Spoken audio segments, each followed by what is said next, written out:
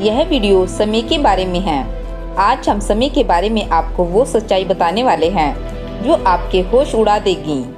आज हम जानेंगे कि समय क्या है, यह कैसे काम करता है, क्या हम समय को रोक सकते हैं, अगर समय को रोक दिया तो क्या होगा। समय को लेकर हम लोगों में बहुत सारी भ्रांतियां हैं। जैसे पृथ्वी पर एक दिन 24 घंटे का होता है, लेकिन नासा के मुताबिक शुक्र ग्रह पर एक दिन 5832 घंटे का होता है। मान लो अगर कोई इंसान शुक्र ग्रह पर जाकर रहने लगे तो क्या उसकी उम्र लगभग 250 गुना बढ़ जाएगी। हमने बहुत सी ऐसी मूवी देखी है जिनमें किसी टाइम मशीन के द्वारा समय को रोक दिया जाता है, जिसमें बाकी सब चीजें तो रुक जाती हैं, लेकिन सिर्फ वो अकेला इंसान सब कुछ कर सकता है जिसने समय को रोक दिया हो। क्या ऐसा संभव है? क्या समय में आगे या पीछे जाया जा सकता है? क्या समय को तेज या धीमा भी किया जा सकता है? आज हम इन्हीं उलझनों में डालने वाले सवालों के जवाब जानेंगे। गति दूरी बटा समय के बराबर है और समय दूरी बटा चाल के बराबर है, यानी जितना हम समय को धीमा करेंगे हमें उतना ही तेजी से दूरी तय करनी होगी। जैसा कि हमें पता है कि प्रकाश की स्पीड पर समय बहुत ही धीमा हो जाता है, लेकिन कोई भी चीज प्रकाश की स्पीड से ज़्यादा तेज नहीं चल सकती। लेकिन समय को पूरी तरह से रोकने के लिए हमें प्रकाश की स्पीड से भी बहुत ज़्यादा तेज चलना होगा, जिसके लिए हमें फिजिक्स के नियम भी तोड़ने पड़ेंगे, जो हमारे लिए अभी संभव नहीं है। इसलिए सैद्धांतिक रूप से समय को रोकना संभव नहीं है। चलो मान लो हम कोई ऐसी मशीन बना लेते हैं जिसके द्वारा हम किसी भी जगह का समय रोक सकते हैं। जैसा हमने इस मशीन के साथ हमारे ग्रह का समय रोक दिया तो क्या होगा। समय रुकने का मतलब है सभी क्रियाओं का रुक जाना। हमें लगता है कि हम उस मशीन से बाकी सभी चीजों को तो रोक लेंगे, लेकिन हम जो चाहे वो कर सकते हैं। लेकिन क्या वास्तव में ऐसा संभव है? यदि हमने पृथ्वी का समय रोक दिया तो हम खुद भी ना हिल सकेंगे, ना कुछ देख सकेंगे और ना सुन सकेंगे, क्योंकि समय के रुकने से हमारे वायुमंडल की हवा के सारे एटम भी फ्रीज हो जाएंगे, जिसके कारण हमें ऐसा महसूस होगा कि जैसे हमें किसी ने दीवार में चिनवा दिया हो। जब हवा एक जगह पर रुक जाएगी तो हम सांस भी नहीं ले पाएंगे। हवा के रुकने से हम कुछ नहीं सुन पाएंगे, क्योंकि साउंड वेव हवा के द्वारा ही हमारे कानों तक पहुंचती हैं। अगर हवा ही जम जाएगी तो आवाज की तरंगे एक जगह से दूसरी जगह नहीं जा सकेगी।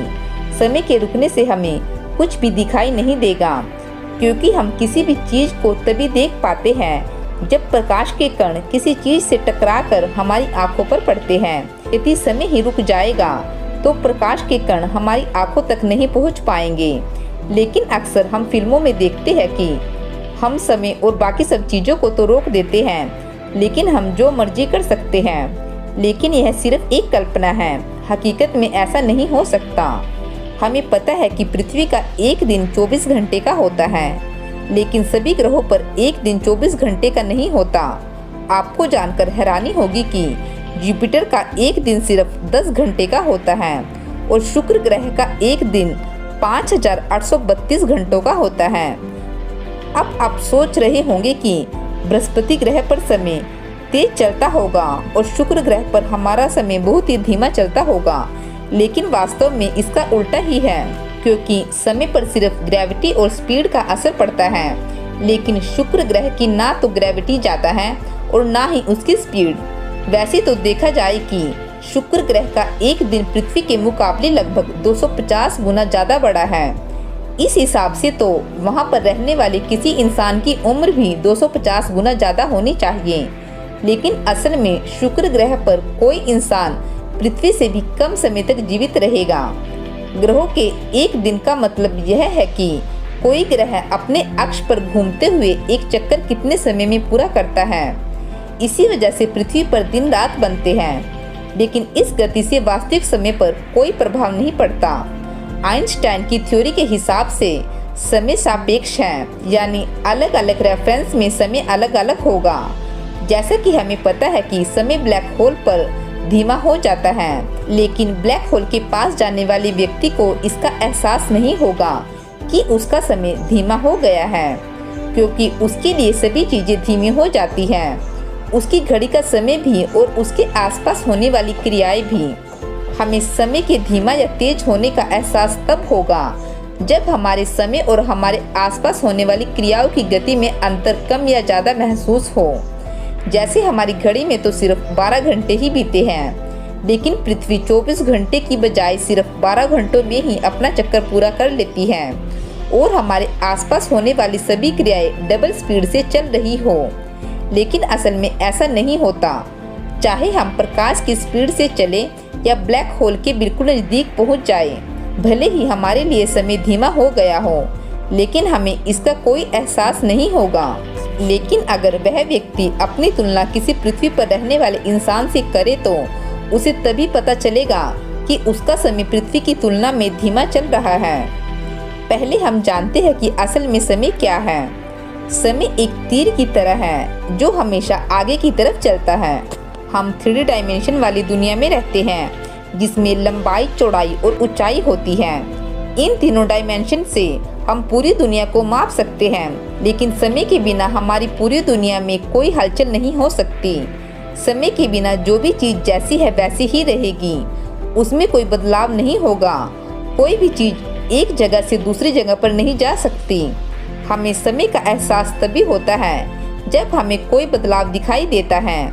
लेकिन बिग बैंग थ्योरी कहती है कि एक समय पर पूरी दुनिया सिर्फ एक ही बिंदु पर सिमटी हुई थी और इस बिंदु के अंदर कोई भी घटना नहीं हो रही थी, यानी एक बिंदु पर पूरी दुनिया स्थिर थी।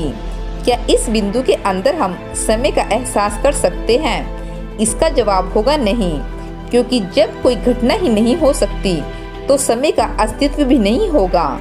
जैसे यदि पृथ्वी पर सभी चीजों को वहीं पर रोक दिया जाए जहां पर वो है, ऐसे में समय भी रुक जाएगा। समय का अस्तित्व भी तभी है जब कुछ ना कुछ घटना घट रही हो, यानी समय वो चीज है जो सभी प्रकार की घटनाओं को होने की आज़ादी देता है, जिसके द्वारा कोई भी चीज एक जगह से दूसरी जगह जा सके।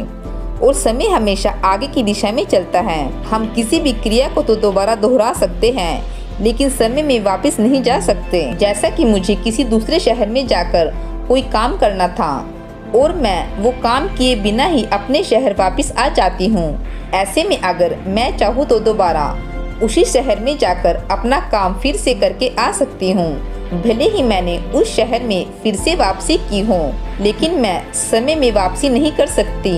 समय हमेशा आगे की तरफ ही चलेगा। लेकिन असल में समय को समझना इतना आसान नहीं है। बड़े स्केल पर और माइक्रो स्केल पर समय अलग अलग तरीकों से बिहेव करता है। जब हम अपने आसपास की चीज़ों को देखते हैं तो हमें उनमें बहुत से बदलाव दिखाई देते हैं, जैसे दिन रात का होना, चीज़ों का गतिशील होना, उनकी स्थिति में बदलाव होना इत्यादि। इन सभी चीज़ों से हमें पता चलता है कि समय चल रहा है और यह आगे की तरफ चल रहा है।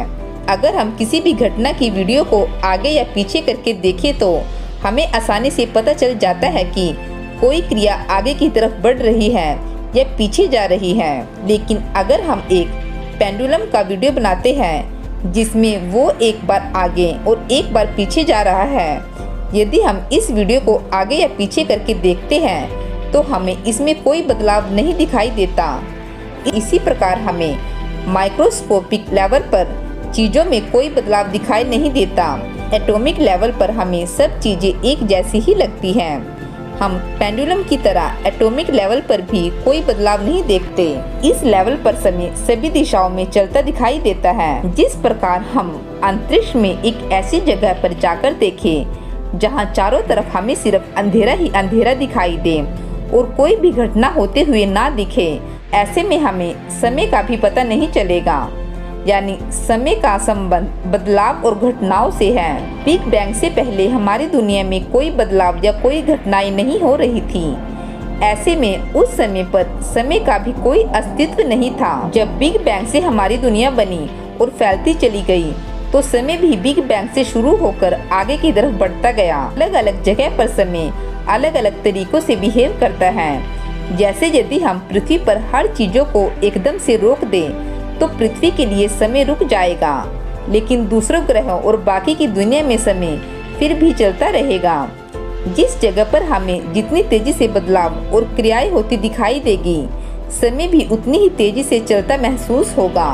और जहाँ पर जितनी ज़्यादा धीमी चीजें होगी, समय भी उतना ही धीमा महसूस होगा।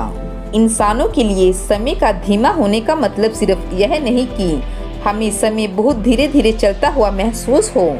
जैसे जब हम किसी का वेट करते हैं तो हम बार बार घड़ी की तरफ देखते हैं। ऐसे में हमें महसूस होता है कि हमारे लिए समय बहुत धीमा चल रहा है। लेकिन असल में एक इंसान के लिए समय तभी धीमा होगा जब उसके शरीर में हो रही हर एक चीज धीमी हो जाए, उसकी उम्र बढ़ने की क्रिया धीमी हो जाए, उसके शरीर में हो रही सभी क्रियाएं धीमी हो जाए।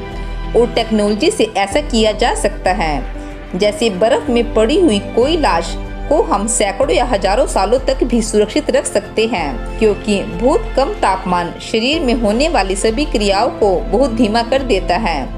ऐसा ही किसी जीवित इंसान के साथ भी किया जा सकेगा। यदि हम टेक्नोलॉजी के दम पर एक इंसान में होने वाली बुढ़ापे की क्रिया को धीमा कर देते हैं, तो उस व्यक्ति की उम्र बढ़ जाएगी और उसके लिए समय धीमा हो जाएगा।